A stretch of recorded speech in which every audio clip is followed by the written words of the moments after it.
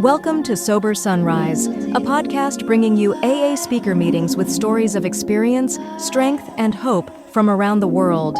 We bring you several new speakers weekly, so be sure to subscribe. We hope to always remain an ad-free podcast, so if you'd like to help us remain self-supporting, please visit our website at sober-sunrise.com. Whether you join us in the morning or at night, there's nothing better than a sober sunrise. We hope that you enjoy today's speaker.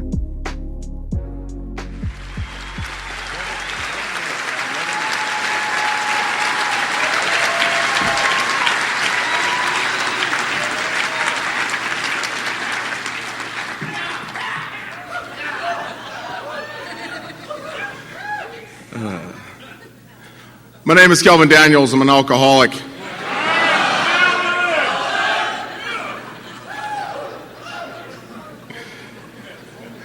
That obnoxious hello that everybody just heard is what we do at my home group, and there's a lot of people here supporting me tonight, so I've got a lot of friends from the Dakotas and people that have come here to support Alcoholics Anonymous. I'd say me, but I'm nothing without this, so for those people that came over to support me, if you guys could just just stand up real quick, so I'd like to have you guys recognized.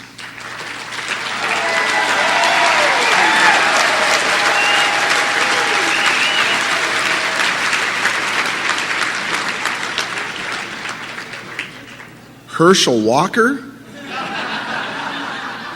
I look more like a fat Vin Diesel.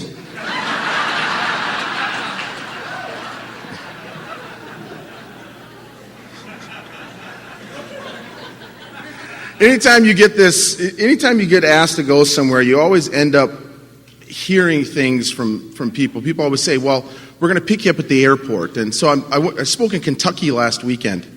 And the guy, when you hear North Dakota, and I show up in Kentucky,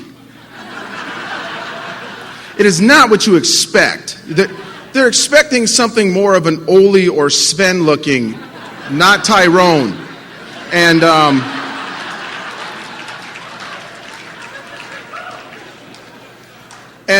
my new friend Mark's my host. For all of you that have hosts, you guys kind of lost out because you didn't get Mark. He's the man.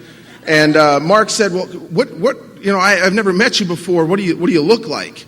And I've quit trying. I've started describing myself in the correct way.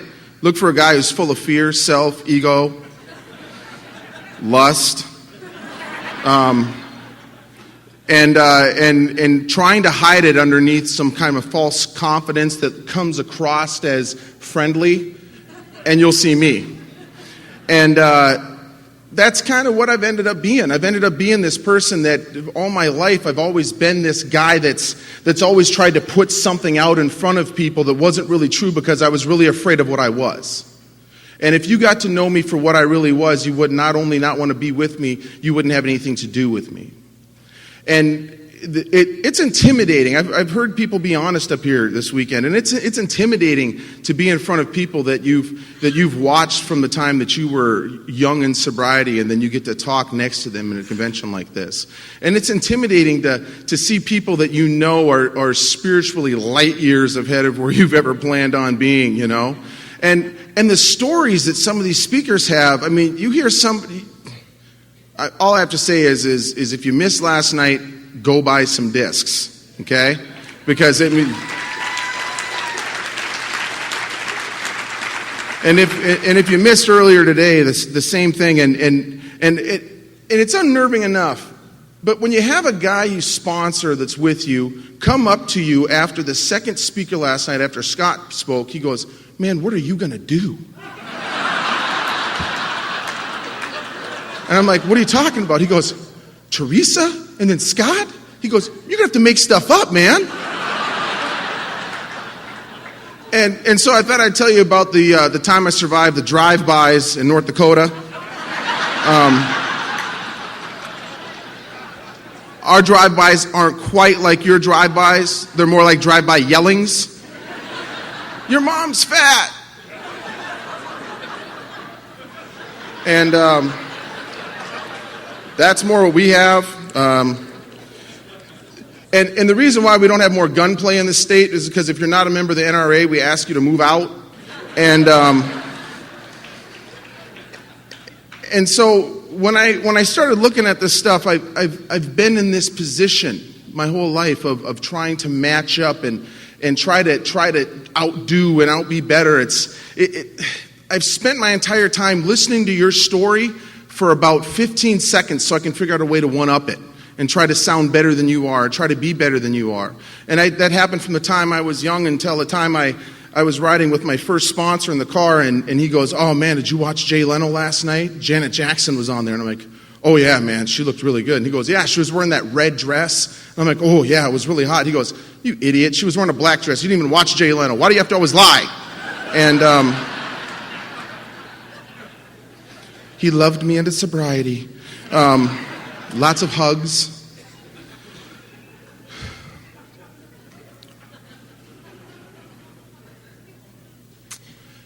And I'll tell you,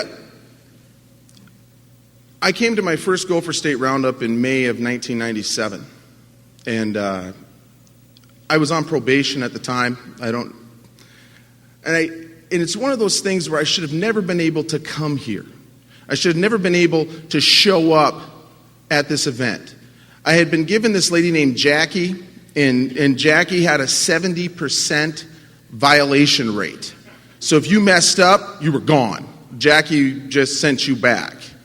And because of the work I was doing with a sponsor at the time, he told me I had to go in and shake her hand, And he said I had to thank her for her time. And all I remember when he said that was, "What do you mean thank her for her time? I pay probation fees. I'm not thanking this lady for anything." And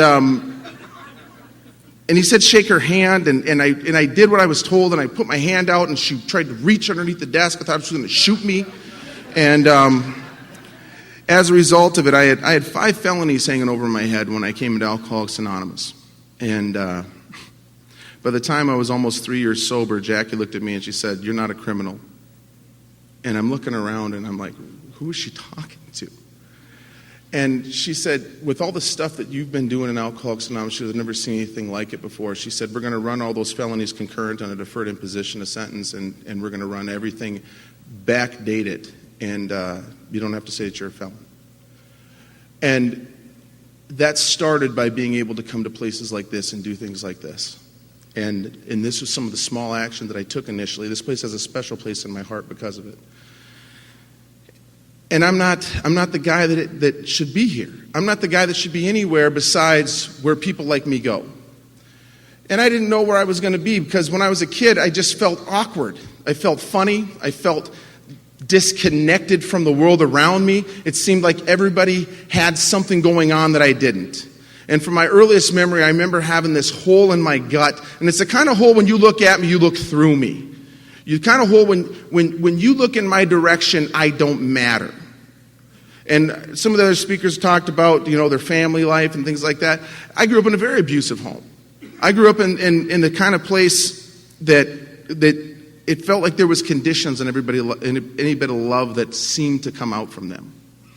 And there was a lot of physical abuse, and there was a lot of emotional abuse. And I was one of those people that when I started seeing the well-meaning people and they started trying to dig into all that stuff, it was always one of those types of things that I was always trying to figure out something to play the game. So I was always going to tweak this here or turn that there or do something else.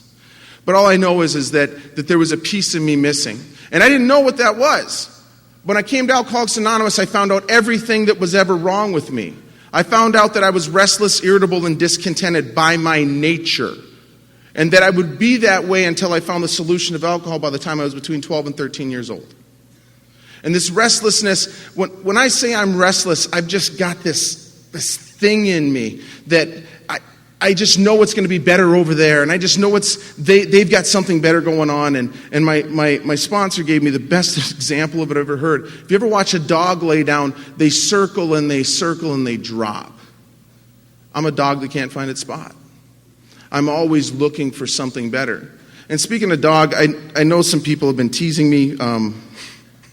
I have a Shih Tzu with me this weekend, and I know when you look at me, I do not look like a Shih Tzu owner. I should have Rottweilers and Pit Bulls and things called like Crush and Cannibal and Killer. Her name is Lily. And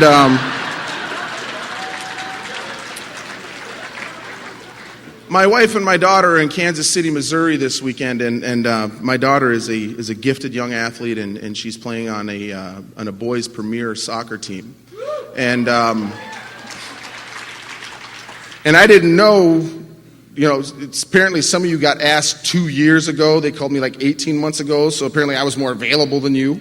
But I didn't know 18 months ago that I was going to be speaking at Gopher State. So I said, yes, absolutely. And then this tournament comes up, and we don't have anywhere to take the dog because everybody, as you can tell, is here. So my wife asked me to bring the dog. And I went, I can't bring a Shih Tzu to Gopher State. What are people going to think? So Matt, the dog whisperer, is staying in the room. He's one of the guys I've been blessed to have in my life for over 6 years, and the other guys that are staying there too with Adam and Rory and all of them, and they've all been taking turns taking the dog for a walk, which is really cool, especially if you're a single guy, because apparently girls like cute little dogs. And she has a little like pink vest thing that has a little clip on the top because the collar will hurt her little neck. And they're like, I'll take the dog for a walk next. So they're all like volunteering. They're getting in line, rock, paper, scissors to see who gets to do it next. And during Kiri's talk this morning, I came up to her before it started. I said, listen, my daughter starts playing at 10 a.m. this morning. Your talk's at 9:30. If you see me looking at my phone, I'm paying attention to you. I'm just getting updates on the game. I'm sorry. And she goes, if you see you pull your phone up, I'm going to lay you out in front of everybody and ask you why you're on your phone in an AA meeting. And then she smiled, and I went, So be happy to know that they won the first game this morning 2-1. And she hit the go-ahead goal and scored in that game. And the second game they lost 3-5. And tomorrow they have to play a team from Texas. Like, how do kids from North Dakota get to play kids from Texas? They're going to get killed. We have snow on the ground like 17 months a year. It's crazy. And they're like year-round. They're dodging rattlesnakes and scorpions. If they're not good with a soccer ball, then, they're going to get bit. And I just know that it's going to be really funny sitting through the rest of this thing, knowing that I am where I'm supposed to be. Because Teresa gets up here, and I'm complaining about it. I'm complaining about the fact that I got to miss this great thing, and it's the third highest ranked national tournament in the country, and I should be there, and I'm complaining. And Teresa says that her dad, she gets an ICU call, and her dad's going in. She doesn't know if he's going to make it another 24 hours, but she came to Gopher State, so I quit complaining, and I came here.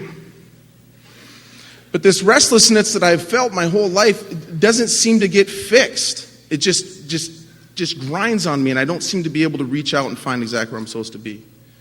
And on top of that, I have this irritability about me. I have a tendency to talk to people through my teeth a lot when they're not doing my will. And if people I notice things that they're getting paid twice as much money doing half the work I am. I just know it. And I'm getting screwed by everybody. And I just feel like this inside. And what I need is a drink when I'm like that.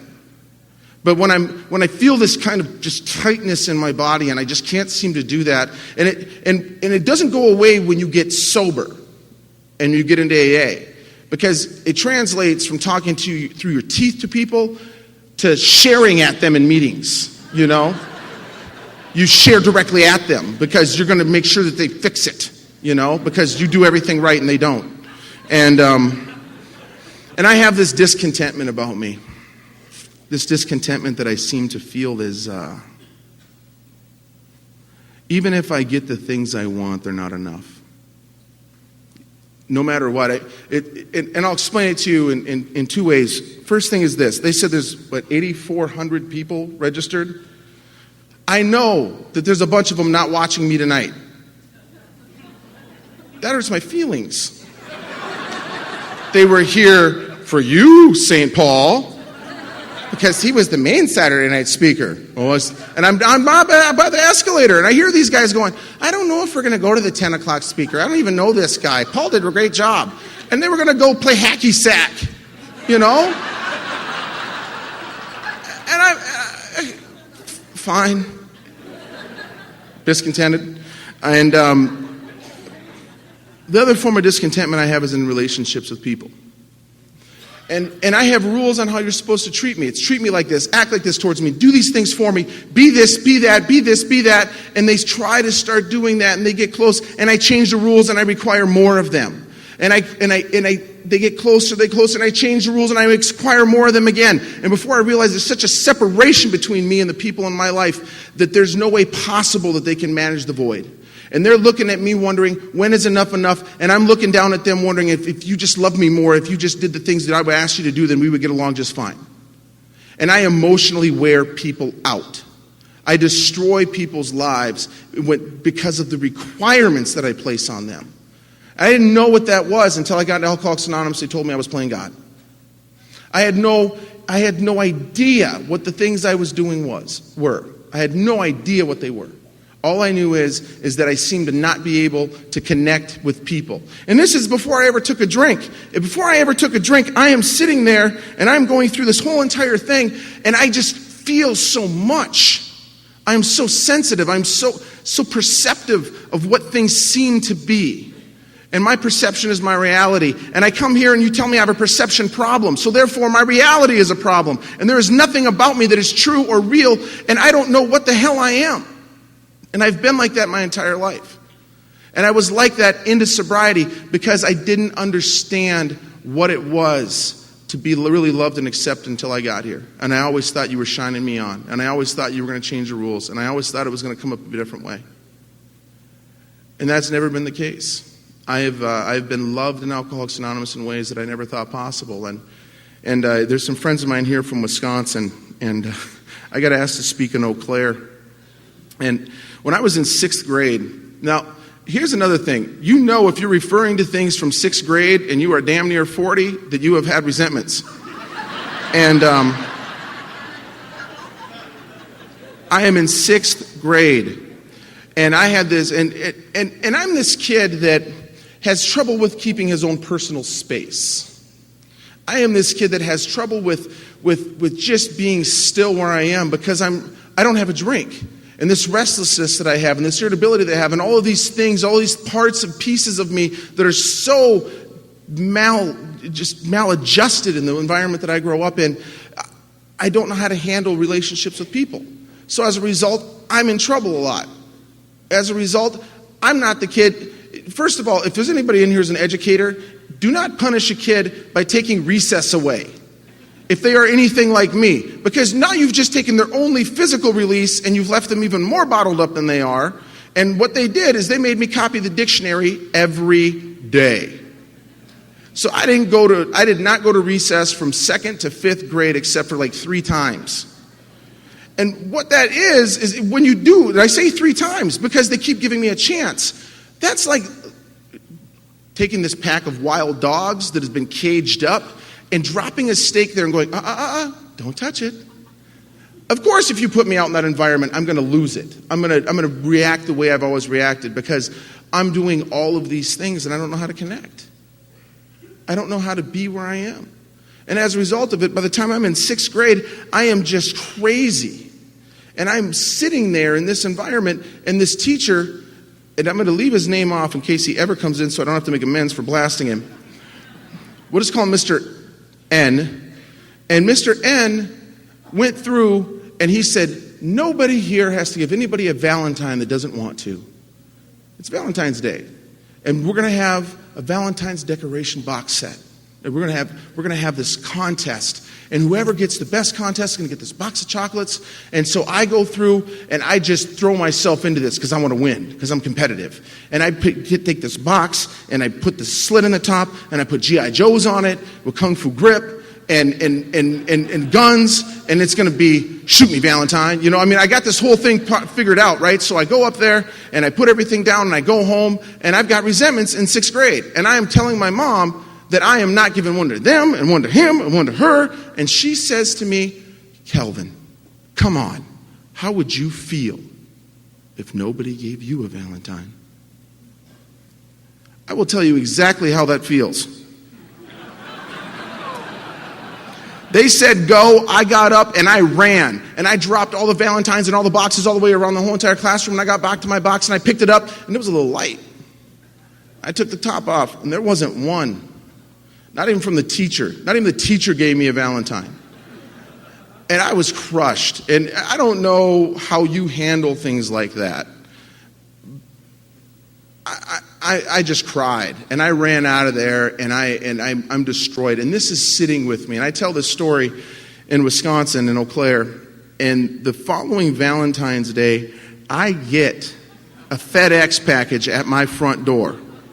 And I open this FedEx package up, and it is full of Valentines. I mean, it's like I know they went to the detox, and there was Valentines. I didn't even recognize the names, but it was just full. And they didn't get like big cards. They got little kid Valentines, like the ones that have like little pictures on it. And they gave me little candies that have little things on it that taste like chalk and crap, but it's a good idea. And they fixed that in me. You fixed that in me. And I don't know how to handle things like that. You fixed that in me. You repair things in me that I didn't even know could ever be fixed. You repair things in me that were broken for so long I didn't even know. I just thought they were going to be that way forever. You make those things better in me. And by the time I'm getting into school and having these problems and doing all these things, I'm an untreated alcoholic. I have alcoholism. And I have something wrong with me that later on I did not know how to describe until I got here. And what I learned was this, is that when I take a drink, I seem to get thirsty. And by the time it's a year later after this Valentine's incident, I get a chance to start this drinking deal going, right? And I take this drink and I get thirsty. I have something in me that just requires more. And I don't seem to have an off switch and I don't know when to stop. And I come to Alcoholics Anonymous and I find out that's called the phenomenon of craving. And that later on, and when you're in 7th grade and 6th grade and you've got these things going on, we're in North Dakota. You can't drink every day like you can in LA or the barrio or the Bronx or wherever else everybody else drinks when they're 3. I mean, it's not every day at this point in time in my life. And by the time I get to the point that it's like that, I start looking like a guy with a drinking problem because I'm drinking in the way that people drink when they're like that. I drink with this fierceness. I drink with this unquenchable thirst that doesn't ever seem to shut down. And by the time that this has a hold of me and I'm really going heavy in it, I have people telling me you should stop. And I don't know how to stop. And I'm starting to suffer consequences. And I start suffering the kind of consequences that you suffer when you grow up angry. And I got to hurt you before you hurt me. And I'm in a gym class. We're playing wiffle ball, and I go and I'm going to park it, And I swing and I strike out, and the teacher laughs. So I hit the teacher with the bat, which makes me sound gangster, It was a plastic bat. And all he got was some welts. But you do go to see counselors after a situation like that. And these things are starting for me. I'm starting to have to go see people that are trying to start telling me to change my behavior. And I don't know how to change my behavior. Because the only time I seem to feel okay is when I have a drink or something else in my system. And I've heard drugs described as outside issues this weekend. I've heard them described, people talk about singleness of purpose. Somebody said weed, and there was 15 judgmental people that stood up and go, that's against the singleness of purpose. I don't think we can go to NA. And they freak out. And it's a part of my story, and I'll tell you what. One of my friends, Dawn, said, I'm going to get in trouble. He said, I will take drugs out of my story as soon as you alter the big book and take them out of Dr. Bob's and Bill Wilson's. And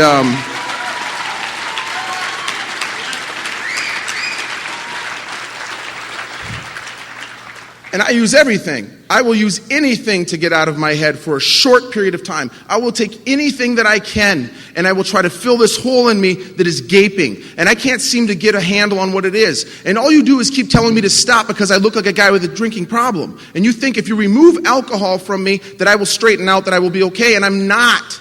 I am not okay when I don't have something in me.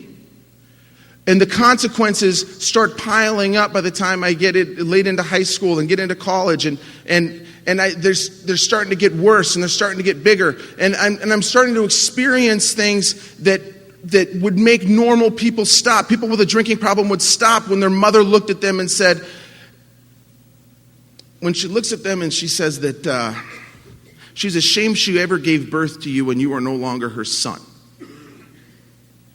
When you hear that and you have a drinking problem, you might want to straighten up. When you start waking up out of blackouts covered in blood and then you don't know where you've been the night before or whose it is because it's not yours, that's enough to stop. When you start doing things, washing machines look a lot like toilets. They have a lid and it goes up. Corners look a lot like a bathroom. And if you pee in a corner, you can always say, at this point, I always know if there's Al-Anon participation at a conference. Because the drunks, we laugh. And the Al-Anons get this kind of furrowed brow, and they go, I got to clean that up. You know, and they relive a moment. They relive a moment. And you can always tell in this moment that that's the case. And I love when there's Al-Anon participation for a few reasons. One, if you can go out right now into this beautiful hospitality area, and you can tell, without having to look at the sign, which one of those snacks and treats are provided by Al-Anon and which ones are provided by AA. The Al-Anon ones are all handmade, and they're cakes, and they're cookies, and they're great. And the alcoholic ones are the cheapest cookies that you could ever find that somebody bought on the way here because they forgot, and somebody called and yelled at them. You can always tell, always. And you start doing things like this, and you can see the Al-Anons, they're there, right? And you can tell which ones are sponsored or not. Because the ones that are not sponsored in Al-Anon, when the drunks come in with these crappy little cookies, and you know that they're like from home because they're in a Ziploc baggie, and they just threw some in. And the Al-Anons that aren't working a program, they'll be like, come here, you can have my cake. Here, we'll put it down, tell them it's yours. And the ones that are sponsored, like, get your own cake. Maybe if you were more responsible and did some things, listen to your sponsor perhaps, maybe put your head out of your butt, you could probably get a cake. And you can tell who they are. And I love Al-Anon cake and cookies, man. They're good.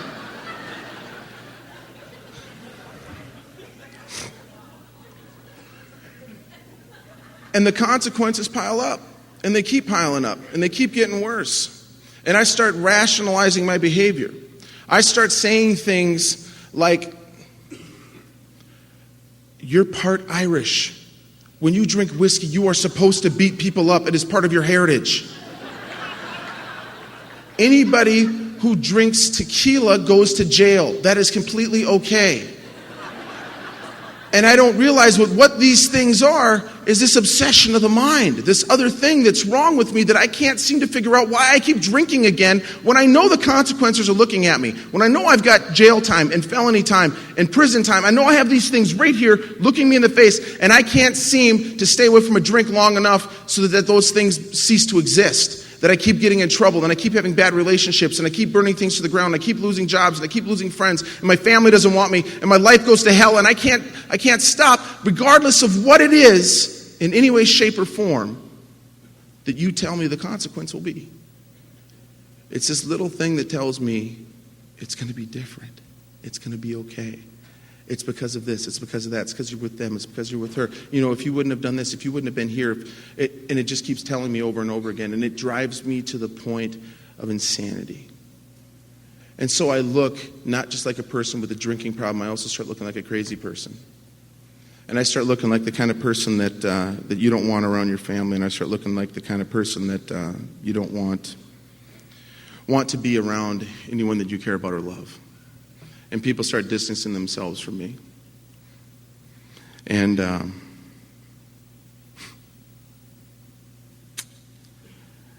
I got to the point before I came into Alcoholics Anonymous where I'm losing touch with reality. And if this has ever been a thought that has happened in your head, I'm sitting there and I'm 19, 20 years old, somewhere in there, and I get this idea after watching a movie that I must be possessed by demons. And so I start cutting myself to let demons out of my body. If that is your rational thought to try to fix the reason why you won't quit drinking, welcome to Alcoholics Anonymous. Because that makes sense to me. To me, it makes sense that I'm supposed to lay my flesh open to let something out of me because I can't quit no matter how much I try. It's ridiculous. That type of stuff looks like a crazy person. So they start sending me to psychologists and psychiatrists, and I had to take an MMPI. And anybody who's taken one of those, you know exactly what the questions are. They ask you the same 4,700 questions in 3 different ways. And they start asking you things like, are you sad? No. Are you depressed? No. Do you have feelings of unhappiness? Maybe. Do you have times where you're not as happy as other times? Doesn't everybody? And before I realize it, they've taken off the layers enough where I have to eventually tell the truth. And the results of that, and psychologists and psychiatrists, they tell me that I am borderline schizophrenic. And I don't know what that really means. If you're this much more schizophrenic, you really are. If you're this much less, you're not. You only hear voices sometimes. I don't really get that. They tell me that I have an authority disorder, that I'm ADD, ADHD, whatever would be bipolar today. And of course you look a little bipolar when you get here. I mean, you just took away the only thing that keeps me going when I'm up here, and if you take it away, I'm really down here, and I'm just up and down on a roller coaster, and you throwing stuff at me. And I look like a crazy person. And what I am is somebody who's suffering from alcoholism. What I am is somebody that desperately needs a solution of some type of power in their life. And alcohol and the other things that I do are the only thing that seems to fix it. But I look like these other people. And so anything that anybody ever says to me has something to do with me stopping drinking, or me stopping doing this, or stopping this behavior, and quit beating people up, and quit hurting people, and quit this and quit that, and they keep adding to the list. And I don't know what's wrong. And by the time I got to Alcoholics Anonymous, I was a wreck. I was a real piece of work when I got here. I walked into my first meeting on a Thursday. I hadn't showered since Sunday. I was working construction. I'm not coming out of my work boots for the better part of a week at times. I'm dirty and I'm filthy. I live like an animal. I'm collecting for drug dealers. If you owe people money, I'm the guy showing up at your door. And I'm emotionally and I'm mentally unstable. And I don't seem to have a soul. And I'm hurting people for money. And I'm doing things to God's kids and seeing things done to God's kids nobody's ever supposed to see or do. And I had demons and I had things in my head that I didn't think would ever go away. I had things in me that were broken that I didn't think ever would get fixed. And Alcoholics Anonymous repairs those cracks. It fills those voids and allows me to live free. And I didn't think that was possible. And I came to that first meeting, and there was a guy there named Francis.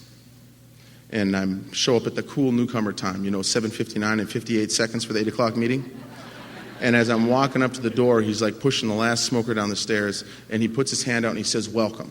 People don't welcome me at this time in my life. I'm not welcome anywhere. I'm drinking a half gallon of Kharkov a day, putting any drug, any pill I can put into my system, and anything else that's laying around. I am completely out of touch of reality. And the thing that's funny is that I heard people talk about their drinking, and I would automatically completely just shut them out if it didn't seem that they drank the way I drank. They must not be a real alcoholic. And I would listen for those differences. I would listen for those little things that people would say. And people would talk about wine coolers or Zima.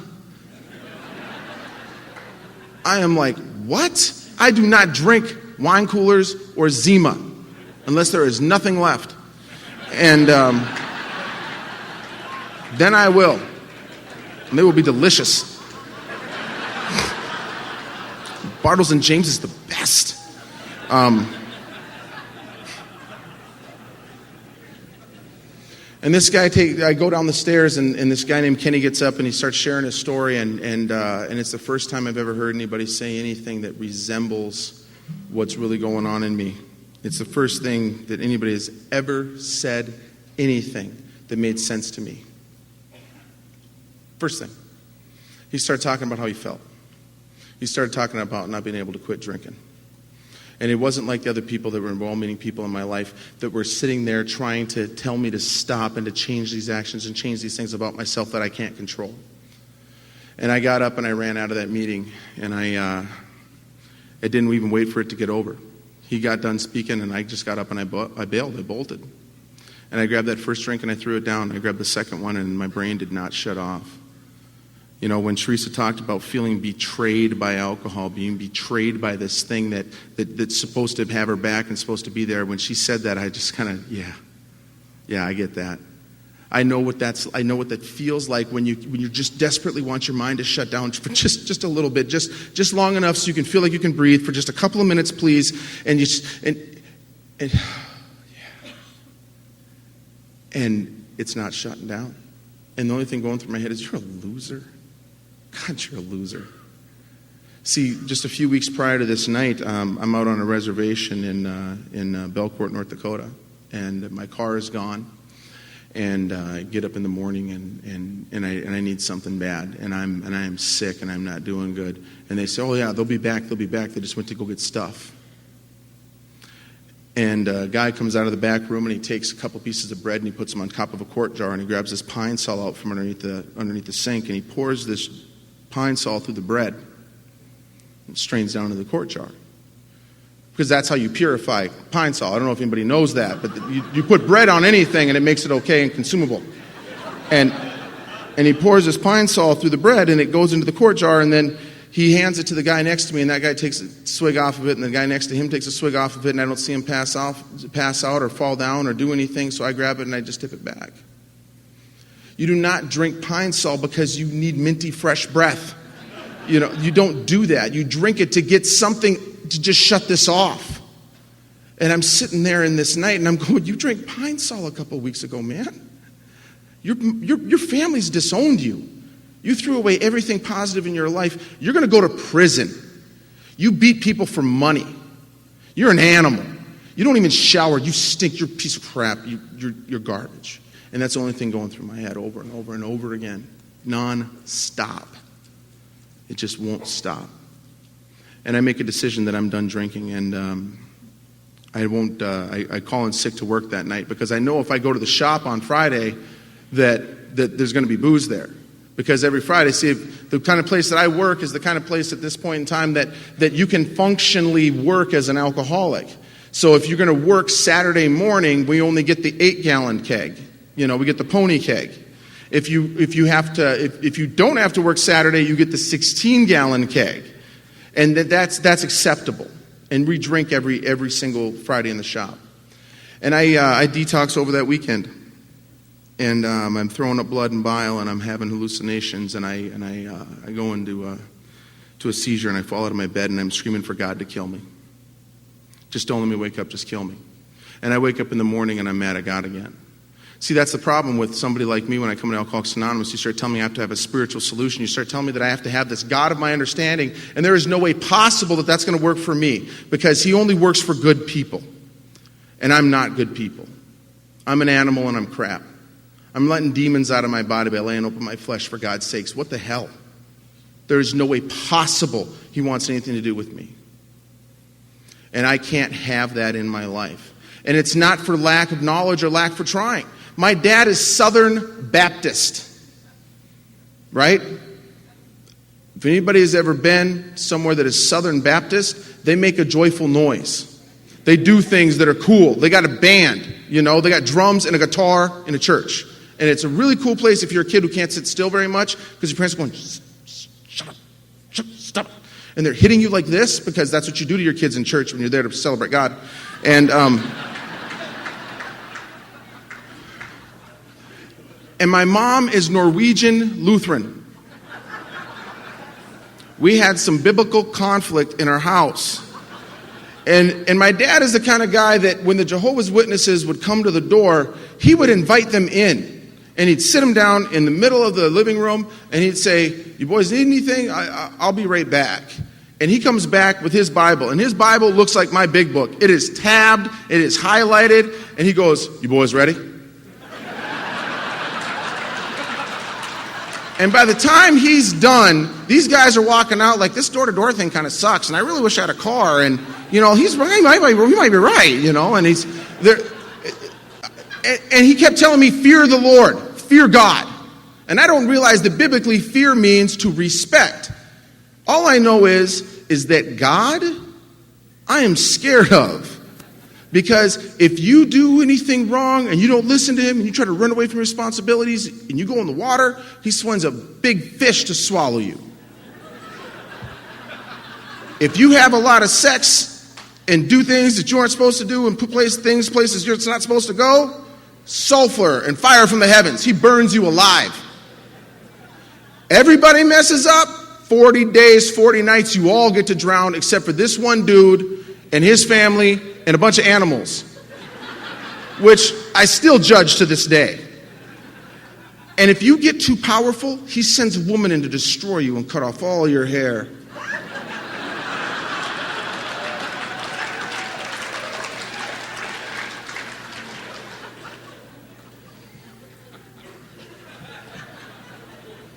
And you tell me my solution is God? I prayed to him to kill me and he let me live, so I don't want anything to do with him. And that's what I come into Alcoholics Anonymous with. I walk up a sidewalk towards a group of people the next Thursday, and I walk up there, and I'm just about a week clean at this point in time, and there's laughter. And nobody's laughing in the places I'm going unless somebody's hurt or fallen down or something like that. There's no laughter around me. And there's laughter there. And this guy comes walking down the sidewalk towards me, and I blow my fists up, and I'm ready because I just know I walked out of that meeting last week. I left before it was over, and if he says anything, and he doesn't say anything, he puts his hand out. And he said, "Hi, my name's Jeff. You're new here, right? You were here last week. Welcome." Man saved my life.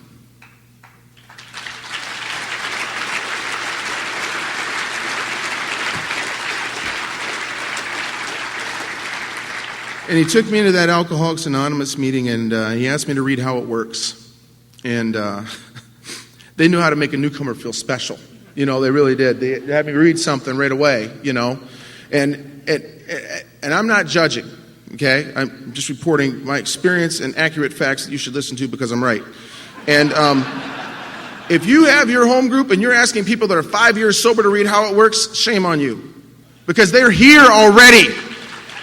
I don't get that. It makes me crazy. And another thing, I don't get it. If they would have done that night, I don't know if I'd be here. That man asked me to read How It Works, and he took me up to that meeting and he sat me down. And they had me read, and afterwards they made me feel special. He came up and he said, "When you read the third step tonight, a light came on for me, man. I got its true meaning." And I just lit up. I was like, "Man, I will read every week if you guys want me to." And he said, "You don't have a sponsor. Go over there and sit down and shut up." And that's all they said, sponsor. Do you have a sponsor? And it just made me crazy. And I couldn't stand the fact that sponsor. And it's like everybody do it. And then it's like you say sponsor, and then like if you had sponsees and you're sharing your experience, it's like they got the gun thing going. They're like, "Yeah, you got a sponsor?" And they're winking like it's some kind of joke, and I want to play, I've been wanting to be accepted my whole life. What's this? And I'm tied into it, and I'm excited, and they've got all this stuff going on, and I just know that I got to have one of these things that they're talking about. And I end up asking that guy. And that guy told me yes. And he made me ask. He didn't sit there and say, I'll just guide you through the steps of AA and save your life. I'm sitting there hinting around at it like I'm asking a girl out, talking a lot about the sponsor thing, man.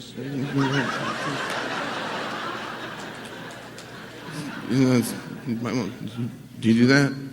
And he made me ask. And I had to ask. I had to lower whatever I had up here enough to ask for help. And he made me ask. And that next 2 weeks in Alcoholics Anonymous, I learned that you do not sleep in AA. You don't get to sleep here. They go to coffee every night. And you know what they do is they get the brown nosers, right? And you can tell who these guys are because they take you to coffee. We had this place called Ryan's Family Dining in Minot, North Dakota. And you'd go there and they'd get a booth. Dudes don't sit in booths, okay? Unless it's a drug deal or you're with a girl. And then again, there's no other dudes there. And they would stand there and they would stand by the booth like this. And they'd look. Waiting for me to get in the corner. Do you see how big I am? I don't get in the corner of a booth with a bunch of dudes. And they're standing there, and they trap you. And they do that because that way you can't run. And then you're there, and then you have the brown nosers, and they start. And there was Ron, and there was Jeff S., and some other guys. And they would start asking questions like this. So, Jeff, why do you get a sponsor? Why do we have a home group? And it was like some kind of bad Amway thing. And this isn't how it answered, but this is how I heard it. It was like, thank you very much for asking there, Jeff. I just wanted to tell you, you have a sponsor giving you an emotional point of view of your life. They help to guide you through the 12 golden steps, which will let you can live happy, joyous, and free. Happy, joyous, and free. But that'll pass. Next question. And it was just non-stop. And these brown-nosing jerks will just ask this guy questions. Until 2 weeks from then, when we're at the 700 Club, and you can see him descending on this other guy from treatment. Why do you know he's in treatment? Because he's wearing scrubs, because he doesn't have any clothes. And you see him moving in on him, and there's part of you that's like, run, you're never going to sleep again. They're going to make you coffee every single night. Just run. And they get him, and you go to coffee, you go back to Ryan's, and all of a sudden you're walking up to the booth and you're pissed because you're going to make them sit in the corner again, and they're standing like this, looking at that guy. And he gets in the corner of the booth. And you become the guy that gets to start asking the questions. So, Jeff, can you tell me again why the third step is so important, why we have to say it every single day? Why do we turn our will in our lives so with the care of God as we understand it? Thank you very much for asking, Kelvin. We turn our will in our lives over because we can't seem to be able. And I'm like, yes, And I advance from there to be the guy that ends up being the guy that's getting asked the questions too, So then you get the guys who are all the little brown nosers, and they're trying to show off for their sponsor, and they're trying to trap the little newcomers so they don't have to sit in the corner of the booth. And it's a progressive cycle. And I'm excited because that is exactly what it was. And I'm 2 days short of 2 weeks sober, and I've had a sponsor for exactly a week. And there's a part of that meeting where people would say, anybody willing to be a sponsor, please raise your hand. And my sponsor elbows me. I don't realize that this is a gesture of, you now have a sponsor. I throw my hand up. And Ben comes up to me. Ben had a big afro and pants that started somewhere between the middle of his thigh. And as he's holding them up like this, he asked me if I would, mother blanking, be his sponsor. All I knew how to add, all I could say to him was, are you going to coffee? And he said, yes. And I said, all right. And I go to my sponsor and I say, hey, Jeff, this guy asked me to sponsor. I don't know what to do. And he said, tell him yes. And okay. And what he did is he sponsored that guy through me. And I would go and I would sit down with Jeff, and we would go through this book in the morning and on Sunday mornings, and I'd write everything down, and I would get done with that, and I'd hurry up and I'd fly across, and I'd go out to where Ben was, and I would sit down, and Ben was in the boys' ranch, and so you'd get admitted into the pod, and you'd sit down, and every once in a while there'd be these little staff members, and they want to make sure you're not passing drugs or doing anything inappropriate or anything else like that. And Ben gets up one day and he goes, hey man, I'll see you later. And he's on his way back to his pod, and this counselor gets me on the way out, and she goes, man, what the work you're doing with Ben is just fantastic. And you seem to have a really good knowledge of the big book and the steps. How long have you been sober? I said, about 6 weeks. And this lady, and her jaw's on the floor, and I panic, so I'm like, hey lady, some of us just get this thing faster than others. And from that day to this, I've been involved in both sides of sponsorship and AA. And I have always done something. And I didn't realize how important that would be in my life. And I didn't realize how deadly that would be in my life. Because it got important because there's this part in Bill's story where it says, if we fail to perfect and enlarge our spiritual life through, and for those of you who haven't read that, it does not say prayer and meditation. It says through work and self-sacrifice for others, we will not survive the certain trials and low spots ahead. They're certain. They're going to happen. If I'm not involved in reaching out and trying to get you and trying to bring you along on this thing, I am not going to survive. I will not make it here because they're going to happen. And when you get to the point that I was when I was 8 years sober, thank God I was doing that because it was the only thing I was pretty much doing right. Because I got really successful in Alcoholics Anonymous. I wanted to be a big deal here. I wanted to be somebody in AA. And I'm doing anything and everything. And I'm doing stuff that is just making other people in AA angry. And I'm judgmental. Because if you don't do it like me, you are 100% wrong. If you don't do the steps like this, if you don't talk like this, if you don't do this, blah, blah, blah, blah. And I develop an AA resume. And I have a list of all the wonderful things I do. And if you don't do those things, you don't get to say nothing to me. Because you're not good enough to.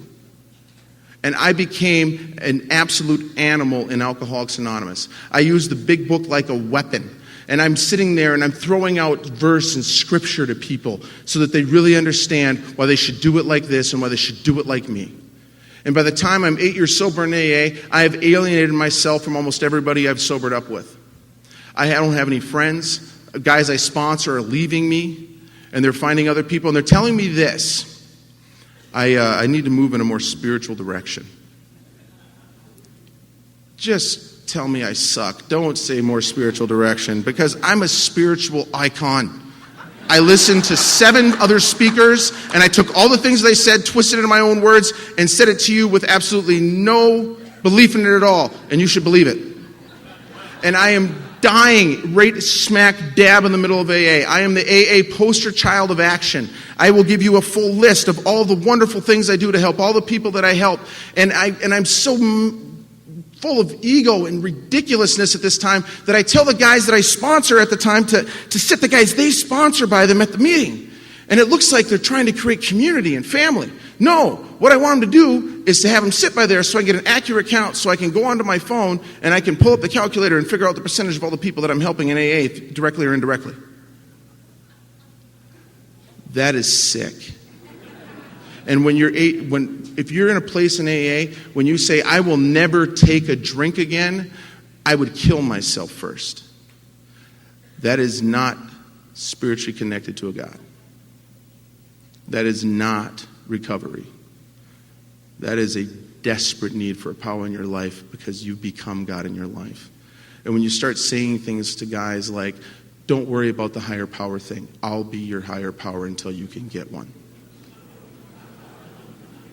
If somebody says that to you, do not walk, run in the other direction. Find someone else. Because I was sick in Alcoholics Anonymous. And I'm becoming an animal in my home. And my wife and my daughter walk on eggshells around me. And I've got this AA resume built up so much that I'm actually believing my own hype. And I was told that you you get to the point where you're crushed by your own personality. Crushed by your own personality. See, being a big deal in AA is it's like being the kid on the short bus with the shiniest helmet, you know? I mean, you look great, but you're still on the short bus, man. Sorry. Is that chrome? Mm-hmm. You know, I love your detail work, you know. I'm still on the damn short bus. I am emotionally retarded. I do not know how to play with you. I don't know how to reach out and be a part of your life. I don't know how to do any of these things because the very needed power that I'm supposed to have to do that stuff, I don't have because I'm playing God. I'm in his way. I don't have any clue. I don't even know what to do. And I'm killing myself in AA, trying to be the best AA I can be, when all I have to do is be the best kid of God I can be. That's all I had to do. All I had to do was start correcting some of these things. And for years in Alcoholics Anonymous, people didn't believe that I had changed. I am not that guy today. There are days that I am off my game, man, but I am not that guy today. I know not to play God in people's lives around me. I know not to take credit for his gifts. I know not to take his grace and to make it my own successes. And when I get to the point where that stuff starts happening, it does not take me very long to see it because I know what that hell feels like. People talk about pitiful and incomprehensible demoralization. It seems to be a theme for the entire weekend. I was like that sober, in AA, doing everything under the sun, driving 3 states away to go listen to a speaker and drive home, going and doing everything. I was the co-chairman of the state roundup. I was the chairman of the intergroup. I'm the PI rep for the intergroup. I've got 7 H&I meetings I've started. I've got all of these things going down. Why am I dying? Why am I just so disconnected from all of you? And I had to get to the point that my sponsor refers to as a second surrender. I had to get to the point here where I was so crushed by my own personality that I had to reach out for something else. And then I had to rediscover a power in my life that was not me. My friend Lee says, you know the big difference between me and God? And I was like, no, man, what? He goes, he never gets up in the morning and tries to be Kelvin Daniels.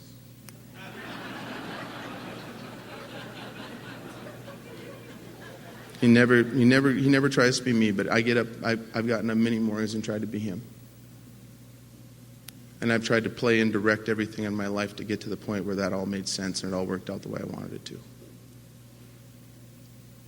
And I had to get back into those steps. I had to get back in that book, and I had to get back into a program of recovery. I had to start. See, part of the whole thing with unity, service, and recovery, there's no unity if you're so judgmental, nobody wants to be around you. There's no ability to have any type of service when you're the one dictating it to everyone, so you can't get the spiritual gains from it. When you wear it like a badge of honor and you go around, you put it in everybody else's face, and so you can show them how much they're not doing here. And there's no recovery unless you have the ability to correct those things and allow God into your life to take a place of the power that you desperately need, that you're not it. And I got a different sponsor, and he had me start taking actions that I did not want to take. He started having me do things that I thought were beneath me initially in AA because I'd already done them all. Haven't you ever heard the things that I've done and said? Have you seen my resume? This thing right here says authority on the steps. I can recite them to you and tell you how to do them the right way because you don't. And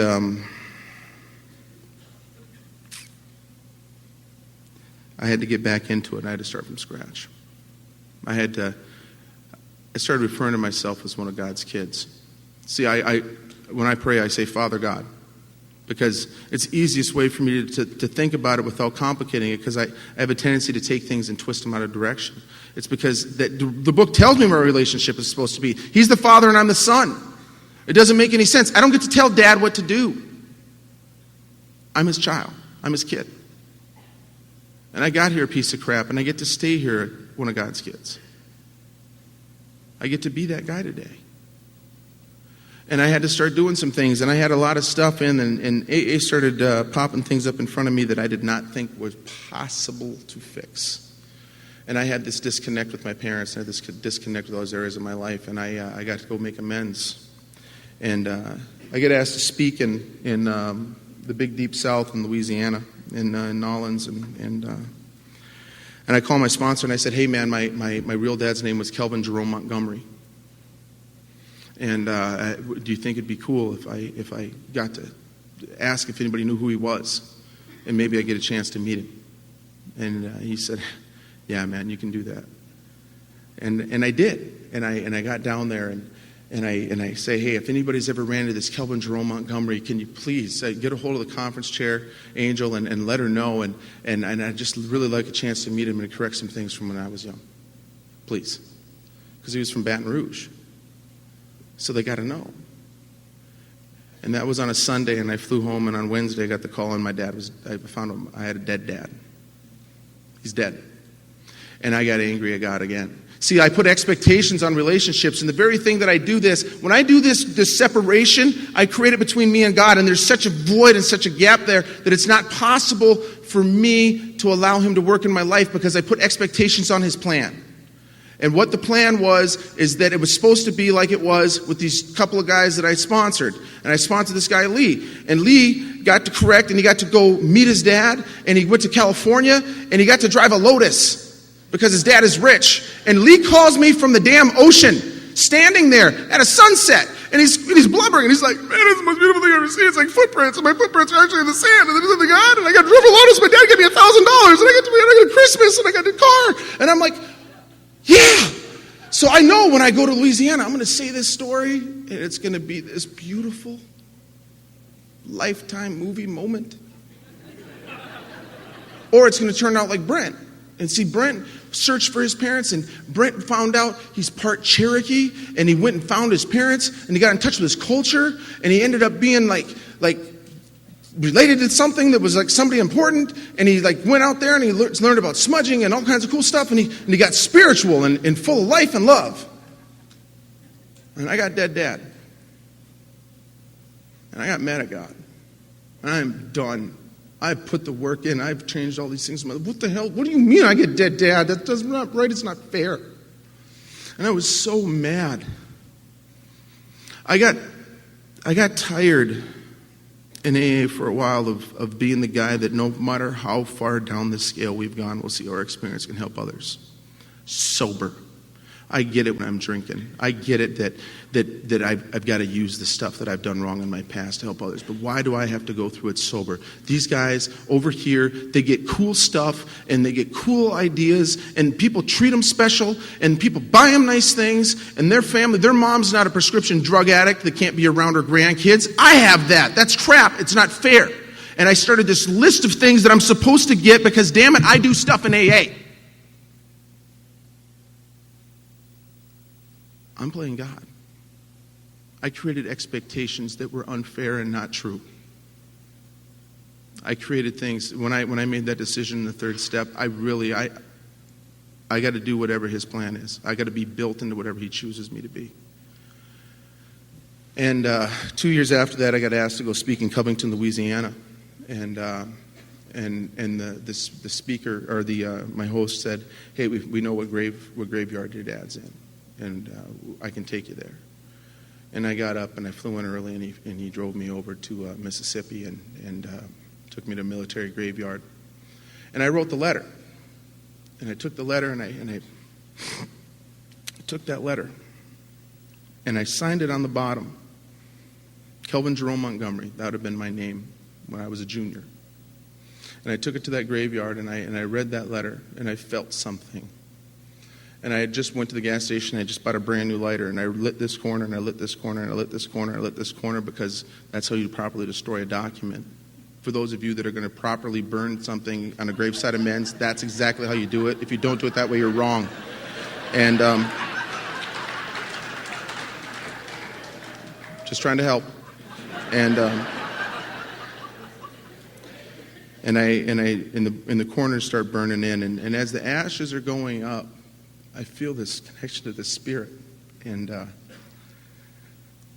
I reached down and I prayed, and I started walking away, and I looked down, and there's a corner of the piece of paper laying there, and I pick it up, and I'm like, great, and I pick up this piece of paper, and I grab this brand new lighter I just bought, try to light it, and it won't light, try to light it, it won't light, try to light it, it won't light, and I get mad. I just had this great experience, and I know I'm getting screwed. Somebody always sucks. And I start getting mad, and I grab the piece of paper and I open it up, and it says, Kelvin Jerome Montgomery on it. It's the only spot on the letter where I'd written my name. And it was in the corner. There's no way it should have not burned. And I figured that's what he must have wanted. And I took that and I dug a little hole and I buried it next to it. See, I don't know what the plan is. I don't know what the plan is. I don't know what the direction is. I don't know anything. All I know is that if I do what I'm supposed to do here and I treat you like God's kids instead of something that you're supposed to do, if I quit playing him in your lives long enough where he can take an effect in mine, I can truly serve. I can truly be a part of something here. I want to thank the committee for asking me to be here. Connie, thank you. And I want to thank my members of my home group and my friends from Wisconsin and from South Dakota that came over. Carla and Doug, and just love you. Can't wait to hear you see you tomorrow. I want to thank the members of the Al-Anon family group that have been so gracious. You guys don't realize this, but when you go back to Colorado, Adam is going to ride with you. For those of you who didn't hear Kira's, her name starts with a K and it sounds funny. So, and I'm emotional, so I don't have to pronounce it right. You can't judge me. And we sat at dinner and Adam said, "And I got a job," and she clapped for him and thought that was the greatest thing ever. And he's been following her around the rest of the weekend. And I want to thank you for the love and the kindness that you've shown someone like me. I get to remain here as one of God's kids. I get to remain here connected to you because of the gift and the miracle and the life that you've given me that I did not deserve. And I am truly grateful and truly blessed. Thank you. Thank you for listening to Sober Sunrise. If you enjoyed today's episode, please give it a thumbs up as it will help share the message. Until next time, have a great day.